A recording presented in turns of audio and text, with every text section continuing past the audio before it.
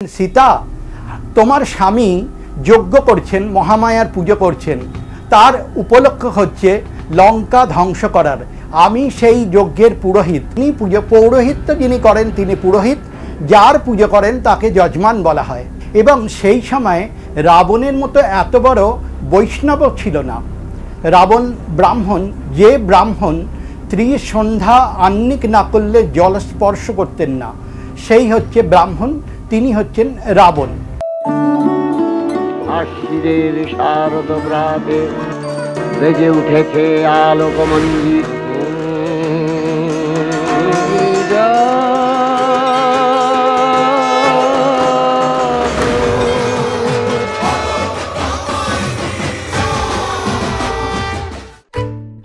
दीवारों के रंग या फैंसी बाथरूम फिटिंग्स पे ना जाइए। अंदर की मजबूती जो सिर्फ TMT से मिलती है, उसको परखिए। कैप्टन TMT, घर की असली शक्ति। এই মুহূর্তে যাকে খুশি যারা রাস্তাঘাটে হাঁটছেন হঠাৎ করে দাঁড় করিয়ে জিজ্ঞাসা করুন দুটো ম্যাজিক্যাল ওয়ার্ডস কি। চোখ বন্ধ করে প্রত্যেকে বলবেন কি আবার পুজো আসছে। সত্যি তো, পুজো এলেই মনটা একেবারে ভরে যায়। পড়াশোনা থেকে ছুটি, ডেডলাইনের চাপ, সমস্ত কিছুকে খানিকটা উপেক্ষা করাই যায়। আরে অপেক্ষা যখন রয়েছে তখন উপেক্ষা তো করতেই হবে। আমরা তো অপেক্ষা করেই থাকি এই সময়টার জন্য, কারণ মা আসছেন। আর মা যখন আসছেন তখন মাকে ঘিরে নানা কথা রয়েছে, নানা তথ্য রয়েছে, নানা ইতিহাস রয়েছে। আজকে আপনাদের সামনে তেমনই একটা ইতিহাস বলি। এই সময় পুজো মানেই হচ্ছে রাম অকাল বোধন করেছিলেন, তাই অসময়ে পুজো। না হলে তো আমাদের অপেক্ষা করতে হতো সেই চৈত্র মাসের জন্য, যে সময় অন্নপূর্ণা পুজো হয়, বাসন্তী দেবীর পুজো হয়। কিন্তু অকাল বোধন করলেন কারণ রাবণকে একেবারে শেষ করতে হবে। আর সেই অকাল বোধনে পৌরোহিত্য কে করলেন জানেন? সেই অকাল বোধনে পৌরোহিত্য করলেন রাবণ নিজে। কেন বলুন তো? মানে এর পিছনে ইতিহাস কি রয়েছে? সেই সময় কি পুরোহিতের অভাব ঘটেছিল যে রাবণকেই পৌরোহিত্য করতে হলো? दीवारों के रंग या फैंसी बाथरूम फिटिंग्स पे ना जाइए। अंदर की मजबूती जो सिर्फ TMT से मिलती है, उसको परखिए। कैप्टन TMT, घर की असली शक्ति। আর রাবণ নিজের মুখে সব কথা বললেন, মানে নিজেকে শেষ করবেন সেই কথা তিনি সেখানে বললেন। আসল ইতিহাস কি, এই নিয়ে কথা বলবো। আমাদের সঙ্গে রয়েছেন নবকুমার ভট্টাচার্য, পুরাণ এবং শাস্ত্রবিদ। নমস্কার, আপনাকে আজ তাক বাংলায় স্বাগত। নমস্কার আজ তাক বাংলা দর্শকদের। এই মুহূর্তে পুজো আসছে, মা আসছে, এটাই হচ্ছে সব থেকে বড় কথা। অপেক্ষার অবসান, আমরা তো অপেক্ষাই করে থাকি। সেখানে দাঁড়িয়ে একটা প্রশ্ন বড় জানতে ইচ্ছে করে, অকাল বোধনে রাবণকে কেন পৌরোহিত্য করতে হয়েছিল?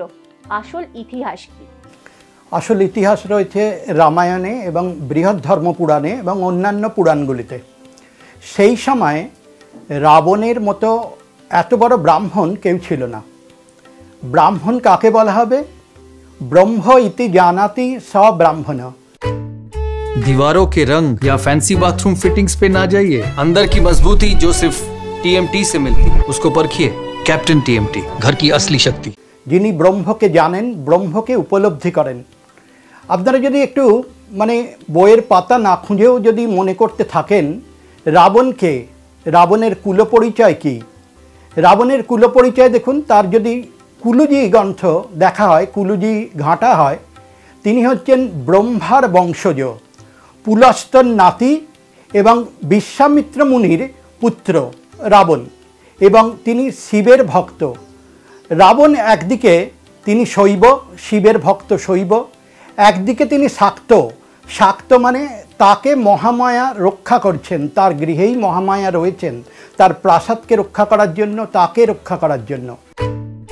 दीवारों के रंग या फैंसी बाथरूम फिटिंग्स पे ना जाइए। अंदर की मजबूती जो सिर्फ TMT से मिलती है, उसको परखिए। कैप्टन TMT, घर की असली शक्ति।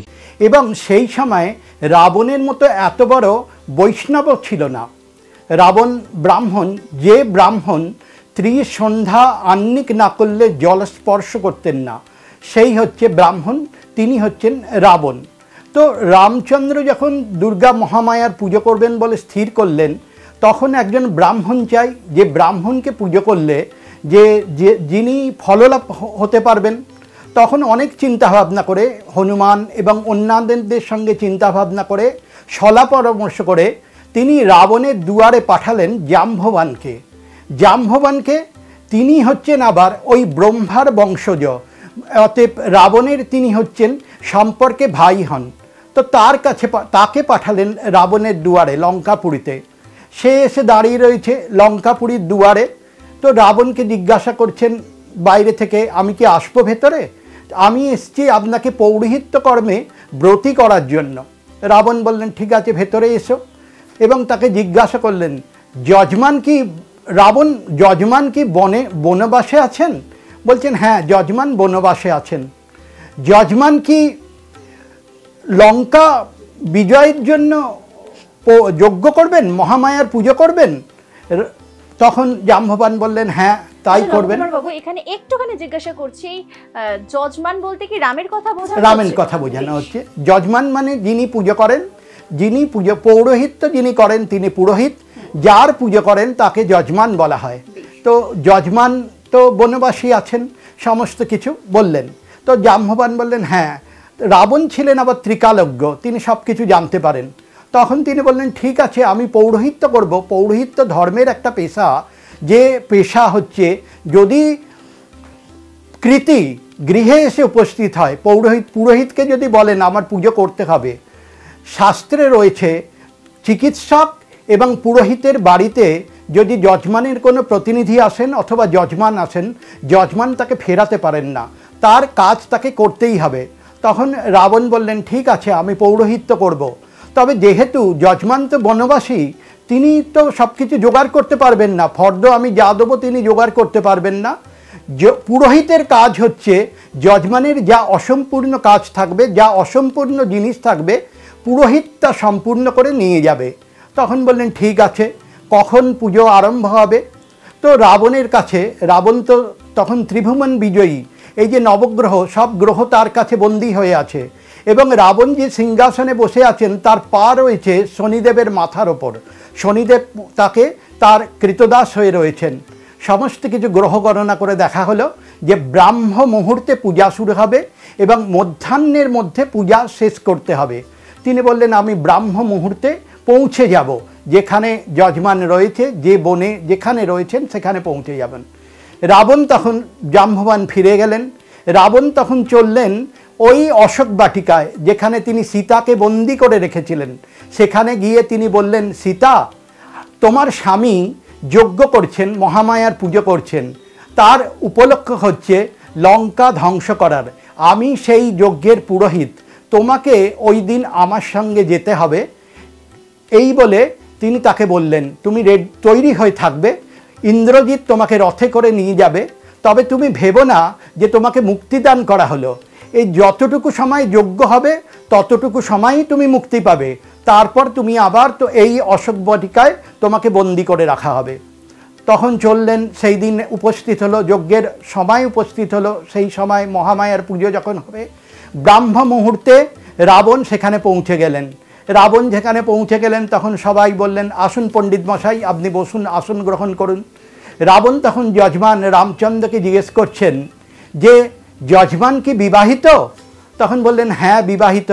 তাহলে যজ্ঞ করতে গেলে সস্ত্রীক ধর্ম আচরেত, পত্নীর সঙ্গে বিবাহিত ব্যক্তি পত্নীর সঙ্গে না হলে যজ্ঞ সম্পূর্ণ হবে না।